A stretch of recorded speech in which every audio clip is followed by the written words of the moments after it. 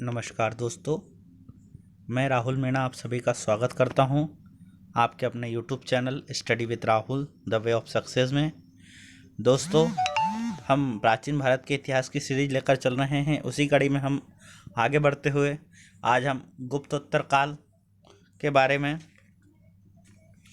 महत्वपूर्ण तथ्यों के बारे में पढ़ेंगे दोस्तों। तो आइए दोस्तों, हम हमारी आज की क्लास शुरू करते हैं। और दोस्तों, आपने अभी तक अगर हमारे चैनल को लाइक और सब्सक्राइब नहीं किया है तो इसे सब्सक्राइब कर लीजिए ताकि आने वाले वीडियोस के नोटिफिकेशन आपको मिलते रहिए। आइए दोस्तों, हमारा आज का पहला प्रश्न है, थानेश्वर में वर्धन वंश पुष्यभूति वंश की स्थापना किसने की थी? दोस्तों, इसका सही जवाब है ऑप्शन सी, पुष्यभूति वर्धन ने। हमारा अगला प्रश्न है दोस्तों, जोड़ी सुमेलित कीजिए जिसमें राज्य और उनकी राजधानियों की जोड़ी सुमेलित करना है दोस्तों। तो दोस्तों, वर्धन इस राज्य की राजधानी थानेश्वर थी दोस्तों। मोखरी इसकी राजधानी कन्नौज थी।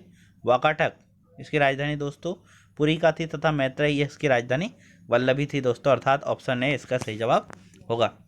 हम अगले प्रश्न की ओर बढ़ जाते हैं दोस्तों। और दोस्तों, हमारा अगला प्रश्न है, राजवंश और उसके संस्थापकों की जोड़ी सुमेलित कीजिए। तो दोस्तों, आइए हम इसकी जोड़ी सुमेलित कर लेते हैं दोस्तों। तो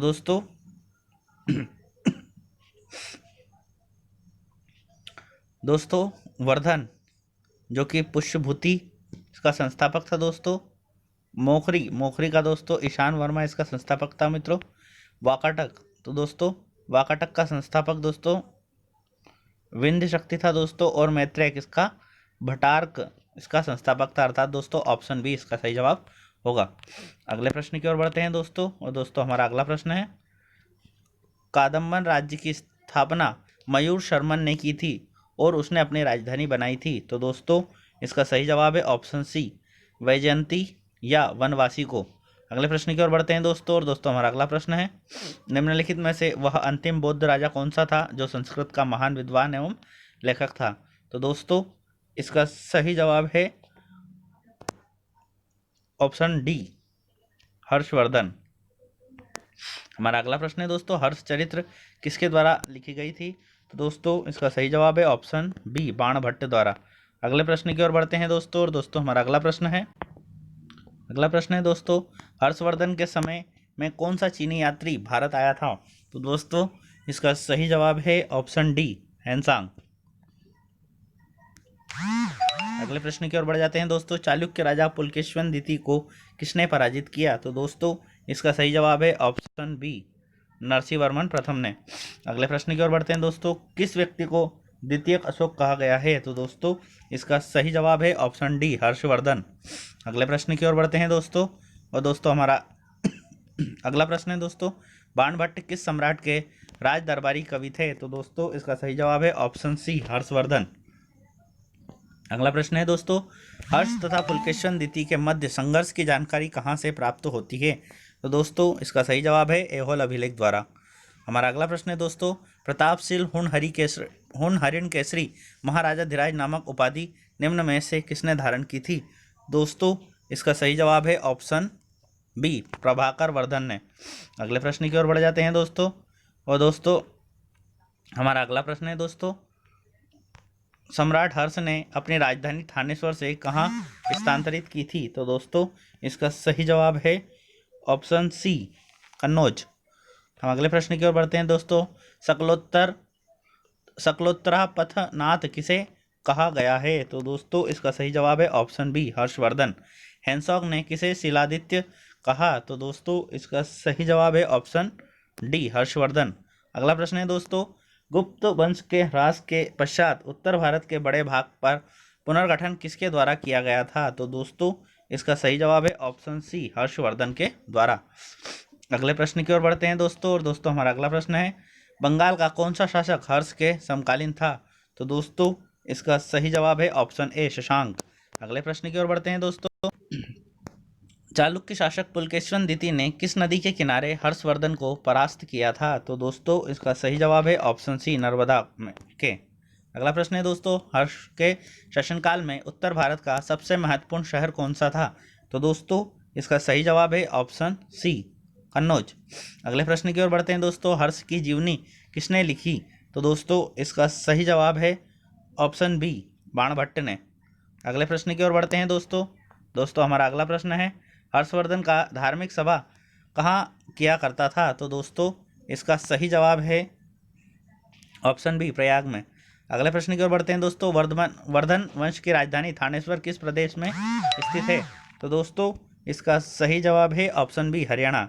अगले प्रश्न की ओर बढ़ते हैं दोस्तों। हर्षवर्धन की बहन राजश्री का विवाह किसके साथ हुआ था?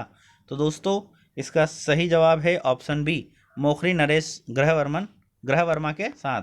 अगले प्रश्न की ओर बढ़ जाते हैं दोस्तों। हर्षवर्धन के अग्रज राज्यवर्धन की हत्या किसने की थी? तो दोस्तों इसका सही जवाब है ऑप्शन बी गौड़ नरेश शशांक ने। अगले प्रश्न की ओर बढ़ते हैं दोस्तों। और दोस्तों हमारा अगला प्रश्न है, हर्षवर्धन ने 606 ईस्वी में हर्ष संवत की स्थापना किस उपलक्ष्य में की थी? तो दोस्तों इसका सही जवाब है ऑप्शन ए अपने राज्यारोहण के उपलक्ष्य में। अगला प्रश्न है दोस्तों, कौन वर्धन वंश की राजधानी थानेश्वर से कन्नौज ले गया था? तो दोस्तों इसका सही जवाब है ऑप्शन ए हर्षवर्धन। अगले प्रश्न की ओर बढ़ जाते हैं दोस्तों। कन्नौज किस प्रदेश में स्थित है? तो दोस्तों इसका सही जवाब है ऑप्शन ए उत्तर प्रदेश। अगले प्रश्न की ओर बढ़ते हैं दोस्तों। हैंसोंग की भारत में यात्रा के समय सूती कपड़ों के उत्पादन में सबसे प्रसिद्ध नगर था? तो दोस्तों इसका सही जवाब है ऑप्शन बी मथुरा। अगले प्रश्न की ओर बढ़ते हैं दोस्तों। कभी बाणभट्ट निवासी थे? तो दोस्तों इसका सही जवाब है ऑप्शन बी थानेश्वर। अगले प्रश्न की ओर बढ़ जाते हैं दोस्तों। और दोस्तों हमारा अगला प्रश्न है दोस्तों, नागानंद का रचनाकार कौन था? तो दोस्तों इसका सही जवाब है ऑप्शन बी हर्षवर्धन। अगला प्रश्न है दोस्तों, सम्राट हर्षवर्धन ने 2 महान धार्मिक सम्मेलनों का आयोजन किया था? तो दोस्तों इसका सही जवाब है ऑप्शन ए कन्नौज और प्रयाग में। अगला प्रश्न है दोस्तों, नागानंद रत्नावली एवं प्रियदर्शिका नाटक के नाटककार थे? तो दोस्तों इसका सही जवाब है ऑप्शन डी हर्षवर्धन।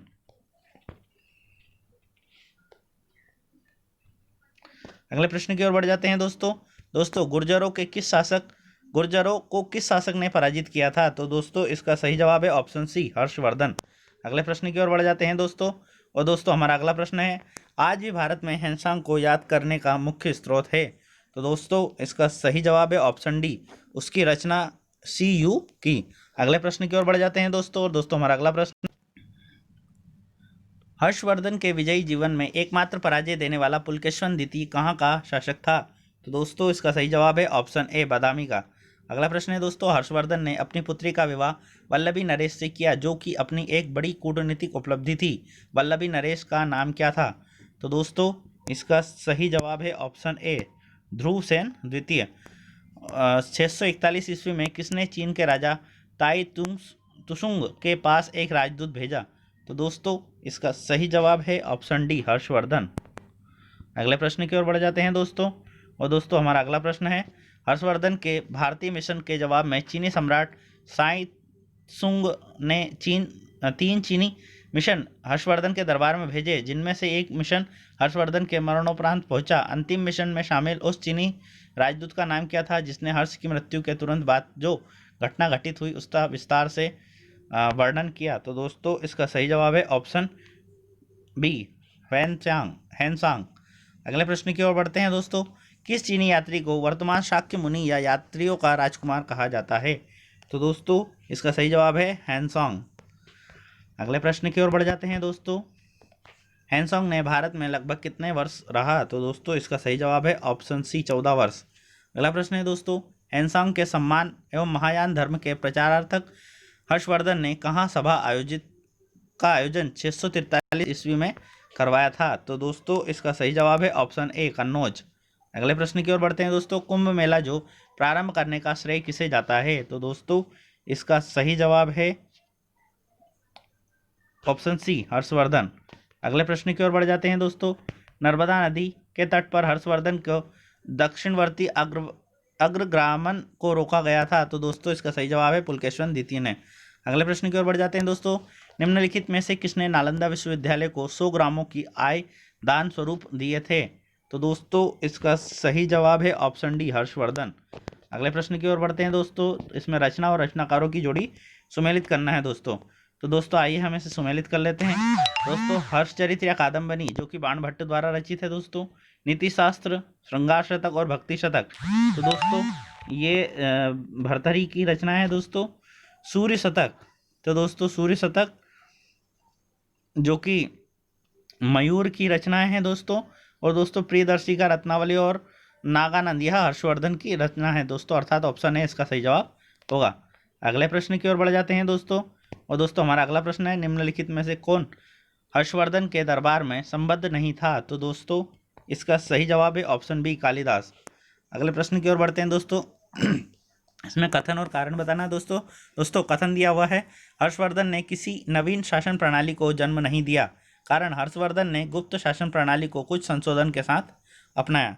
तो दोस्तों इसका सही जवाब है ऑप्शन ए।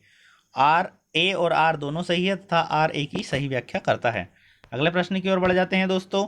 इसमें जोड़ी सुमेलित करना है दोस्तों। आइए दोस्तों हम जोड़ी सुमेलित करते हैं। दोस्तों इसका सही जवाब है ऑप्शन डी उपयुक्त सभी सही मिलान है। आगे बढ़ जाते हैं दोस्तों।